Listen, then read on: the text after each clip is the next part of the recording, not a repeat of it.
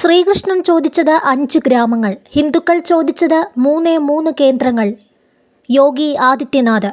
കാശി മഥുര വിഷയങ്ങളിൽ പരാമർശവുമായി ഉത്തർപ്രദേശ് മുഖ്യമന്ത്രി യോഗി ആദിത്യനാഥ്. നിയമസഭയിലാണ് മുഖ്യമന്ത്രിയുടെ വിവാദ പരാമർശം. കാശി മഥുര വിഷയത്തിൽ മുൻനിര BJP നേതാവ് ആദ്യമായാണ് പൊതുമധ്യത്തിൽ അഭിപ്രായം പറയുന്നത്. മഹാഭാരതത്തിൽ കൃഷ്ണൻ 5 ഗ്രാമങ്ങൾ പാണ്ഡവർക്ക് നൽകണമെന്നാവശ്യപ്പെട്ടിരുന്നു.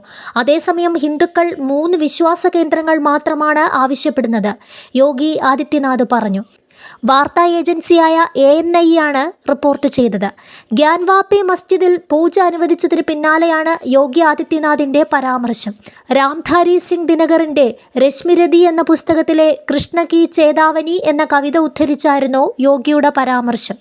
മുഗൾ രാജാവായ ഔറംഗസീബിൻ്റെ മസ്ജിദിൻ്റെ നിർമ്മാണത്തിനായി മഥുരയിലെ കേശവദേവ് ക്ഷേത്രം തകർത്തതാണെന്ന് വിവരാവകാശ നിയമപ്രകാരം നൽകിയ മറുപടിയിൽ ASI പറഞ്ഞിരുന്നു. അയോധ്യയോട് അനീതി നടന്നു.